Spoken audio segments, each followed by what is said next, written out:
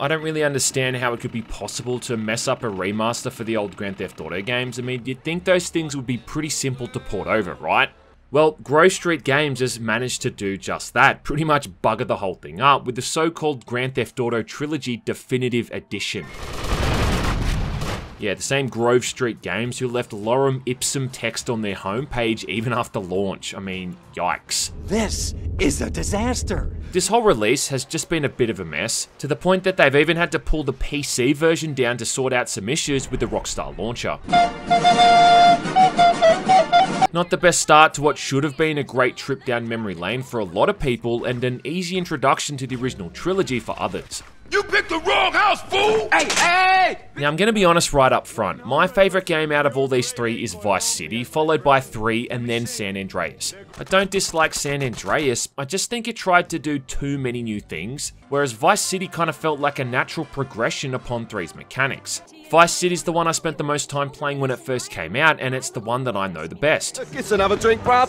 Having said that though, you don't need to have spent a great time in any of these games to see that something has gone horribly wrong here with the remaster. Just like Kenji, always trying to play with my toys.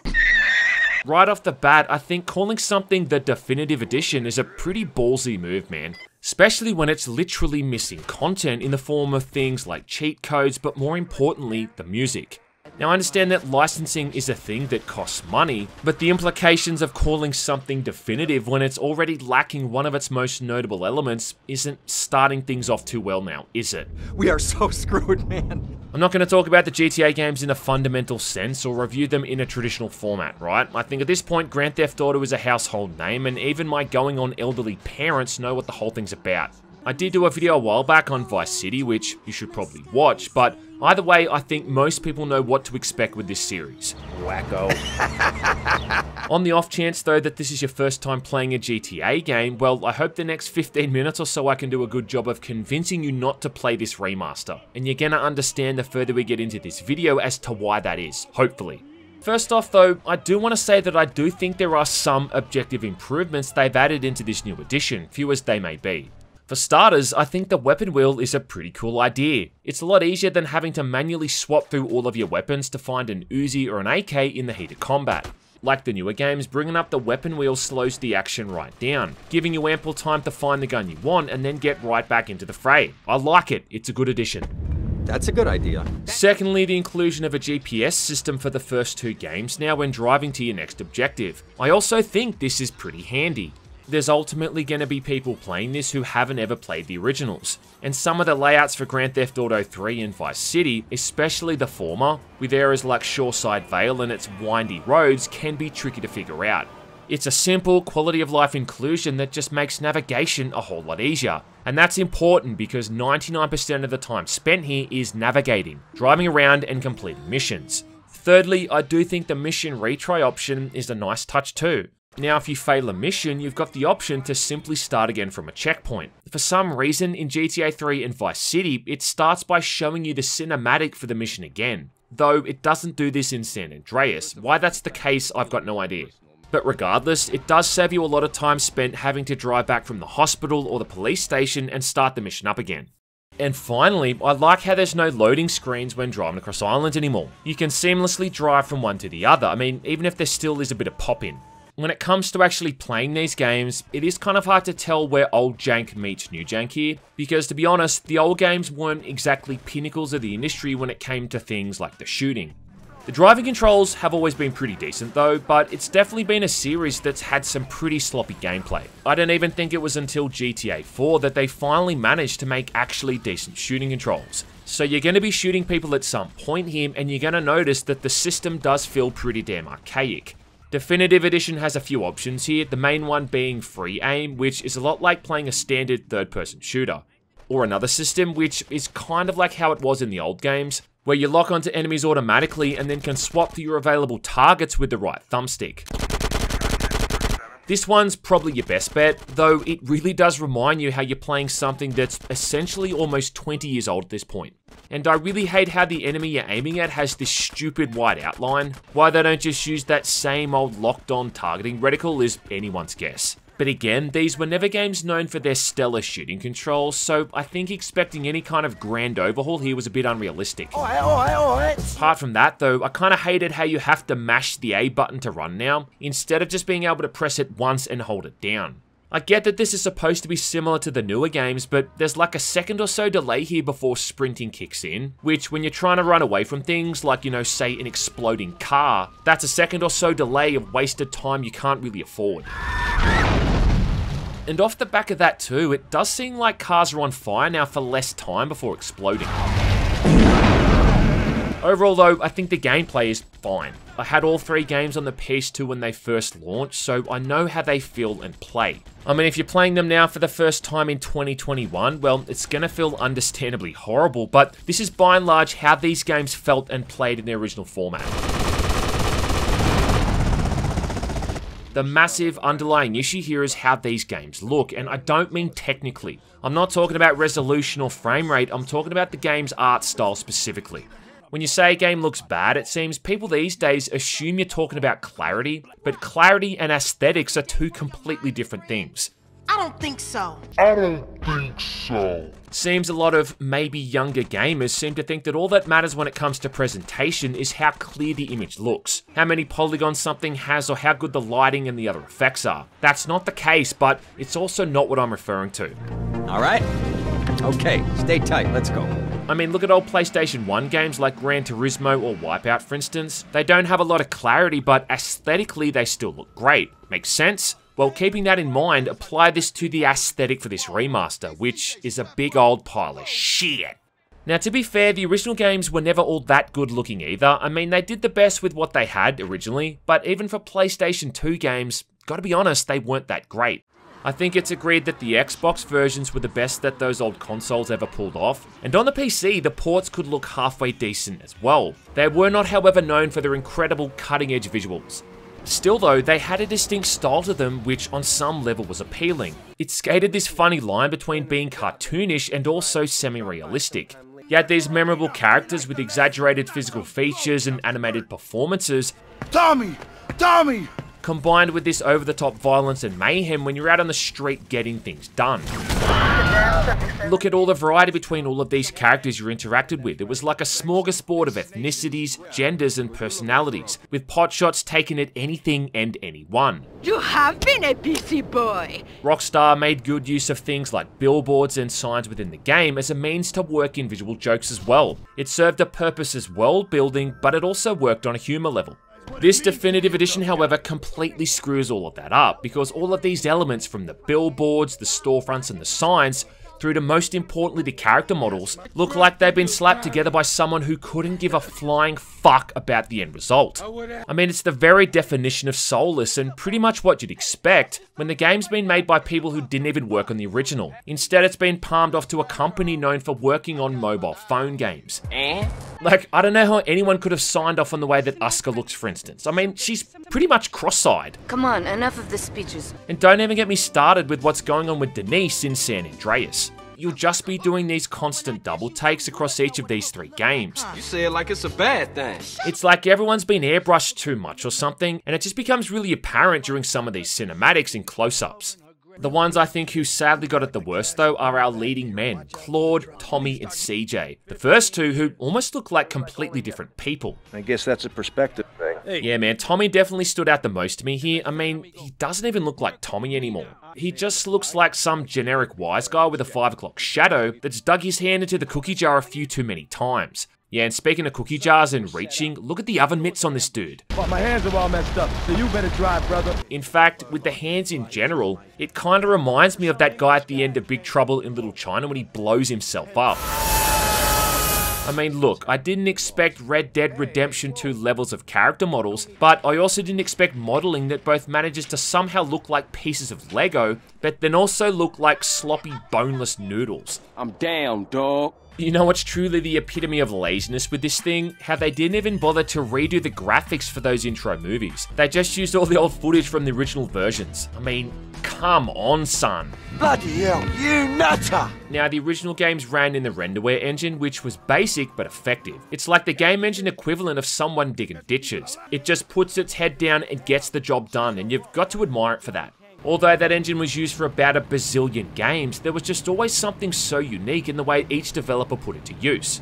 This remake or remaster or whatever the fuck I'm supposed to be calling it runs on the Unreal Engine 4, which in comparison is about the most generic engine in recent years, and to me it's always one that's blatantly obvious when it's being used. There's just always the same looking water, reflection, and lighting effects every time. The water in particular in this just looks out of place, and there's puddles of water for instance where it looks like they didn't even bother to make any sort of adjustments to how the whole thing should look. It's like someone just slapped that water texture down and then called it a day. When you're moving across the oceans in a boat, it all just looks so static and lifeless. There's no sense of buoyancy or motion, and the juxtaposition between how it looks compared to the land is huge. It reminds me a lot of playing something like Half-Life Source, where you'd have these old models and textures from the original game, then all combined with the fancy Source engine effects like the water and the lighting. It looked out of place there, and it looks out of place here too. They've also added in completely pointless modern visual settings like motion blur and depth of field, the latter of which I can't even see a difference with. Even through to ambient occlusion, which is really poorly implemented here. At times it's like these characters are surrounded by these clouds of black fog. And there's plenty of instances when the game just looks unusually dark when it really shouldn't. Take a look at how it looks driving around in Staunton Island in the remaster for instance. Now check out the original and honestly tell me which one you think looks better. Sometimes it's so dark that you lose all detail in the scene completely. Feels like your screen's brightness has been turned all the way down and things just become impossible to make out. No, that ain't it either. I think some of these effects could have been good in small doses. It does look pretty awesome when you're driving around now and can see real-time reflections on the hood. And if they just added in a bunch of minor details like this, well, it might have been fine. But instead of just focusing on the subtle visual upgrades and essentially upscaling how the original game looked, which is all they really ever needed to do, they've opted instead to replace pretty much every single asset in the game, and combine it with these visual bells and whistles which look good on paper, but as you can see, don't look that good in practice. The texture work is a perfect example of this too, how something newer isn't necessarily better. The thing about the textures in the original game is that they looked good from afar but bad up close, whereas I think in the remastered they look bad from afar but good up close, if that makes sense. From a distance, everything looks like it's lacking any detail, but get in close and you'll see the pattern on someone's coat, the finer aspects of something like bricks or dirt, or the grains in the asphalt on the road. The thing is, you're not playing the game from a zoomed in perspective. 99% of the time is spent zoomed out when you're inside a vehicle, so for the vast majority of the time, it just all looks like this flat, featureless mess. But then even up close, these textures are just so drab. It's like they bought all this stuff on Shutterstock.com. It's the most default texture someone could possibly find for the material it's supposed to be. Like they just searched for something like grass.png in Google Images and then threw it into the game. This crappy old apartment you break into in San Andreas is a perfect example too. Like, check out how old and crappy the door is in comparison to the near new carpet and the wood on the floor and stairs. The redone science throughout all of these games just oozes with laziness too, man, using really basic fonts and artwork that looks like it's been taken out of an old clip art folder. Yeah, how about that old burger shot at Vice City Mall, eh? Famous for their tacos and nachos. Or cheesy crust pizza and their fantastic range of hot dogs. Doesn't make any sense, I tell ya. Doesn't make any sense! But again, compare it to the original, you know what I mean? Something that someone actually put effort into. Excuse me, I'm a little anxious. I still can't get over how flat the textures for the roads are at times. I mean, in GTA 3, for instance, it just looks like this featureless grey blur, lacking any detail whatsoever. One of the main things I noticed with Grand Theft Auto 3 as well was the removal of that fog effect that made the third game look so unique visually. Now this thing worked in a bunch of ways, right? Firstly, it helped to limit the draw distance, so the PlayStation 2 could pull the game world off without that much of a performance hitch. Secondly, it helped sell the illusion of making the world feel a lot bigger, making these monuments off in the distance seem even further away than they actually were. But thirdly, it also worked because it fit in with the tone of what Liberty City was going for. Liberty City was supposed to be the kind of place that left you wanting to take 2 showers, one for your body and then another for your conscience. It was this corrupt backdrop to let the player indulge in the power fantasy of being this immoral criminal carrying out jobs for the highest bidder. Savvy? Now with this remaster though, all the grunge and the sleaze has just been completely removed, and the whole thing just looks squeaky clean. The sky is blue, the grass is green, and it's a completely different vibe. I mean, there's no dank. Where's the dank? Oh, but Mo, the dank! The dank! You ever see that old Coke ad from a few years back where it's like a fake GTA game and this guy goes around handing out bottles of Coke to people instead of killing them? Well, it's like someone at Grove Street Games took that concept and applied it to how this remaster should look. Get in the car and keep your big mouth shut. This at least does kind of work in Vice City because, I mean, Vice City is set in what's essentially Miami. Now you're beachside with beers, bikini babes, and clear skies. In fact, I actually think that strip along Vice Beach, with all the hotels and the neon signs, now looks awesome. And in the daytime, the palm trees cast real-time shadows across the road too. But then it almost seems like it goes too far into that style, feeling more like one of those old E&B mod videos you'd see on YouTube, with a title like Ultra Realistic Graphics or something. And it'd have like a bazillion views and be uploaded by someone with a Russian username. The whole thing might look technically better, but it's come at the expense of the atmosphere, the ambience, and the tone. All three games now put side by side, they almost look like they could be the same thing. There's no real filters or style to any of them to set each one apart, aside from the backdrop and the location. It's embarrassing to be seen with you. What I absolutely hate the most here though is the rain effect they've added in. Driving in the nighttime now when it's raining honestly got to the point that it actually handicapped me. And I couldn't even see where I was going. More than that though, I actually ended up with a headache from trying to squint through and see what was happening. As in, my head was aching. And it's not even like it's really raining in a 3D sense either. It looks like there's a filter of rain that's been put over the screen.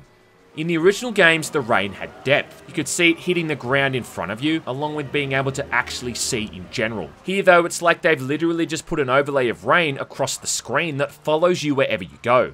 Oh yeah, not to mention you're going to frequently see it glitch out too when you're near water, so yeah, that's nice. I feel like the simple way they could have fixed all of this was just giving you the option to toggle back and forth between the remastered and the classic graphics, kinda like what they did in the Master Chief Collection.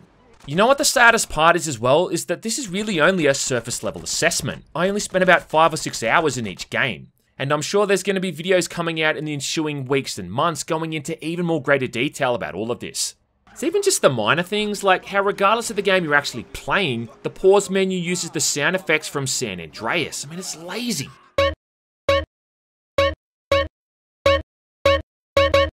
When you kill someone with a chainsaw in Vice City now, it no longer puts a blood spatter across the screen either.